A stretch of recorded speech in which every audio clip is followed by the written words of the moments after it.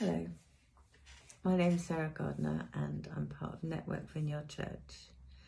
I'd like to share with you today a prayer practice that I find very helpful in my devotional life and one which I hope you will find helpful too.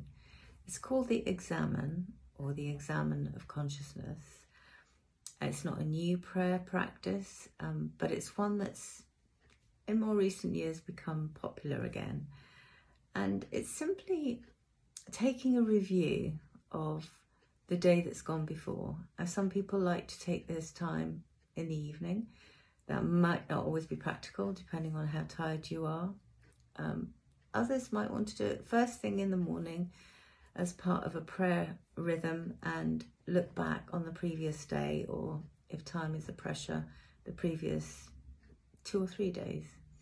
Either way, the purpose of it is to take a journey with God through, for me, it's going to be the day that I've lived, and in that review, notice my encounters with God and how his presence has been there with me during that day.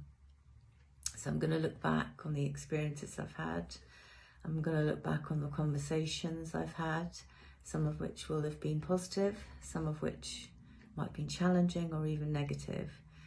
And within that reflection, not come with a sense of judgment or critique, but rather a sense of noticing, so that I can become aware of how I experienced God's presence in that time, and also how I felt I was within myself during that time. And it's very interesting that you can notice a shift within yourself through maybe one negative experience or equally one very positive experience that shifts and changes the way you feel. And by looking back over that time, it enables you to gain a greater sense of how God's presence has been with you, how you've been comforted during those times, or even gently challenged, and therefore stepped into opportunities with God for personal growth. And when I say that, I don't mean growth to achieve a goal, but growth to make space in our lives for the Spirit to produce that transformation within us as we are followers of Jesus, to actually become more like Jesus.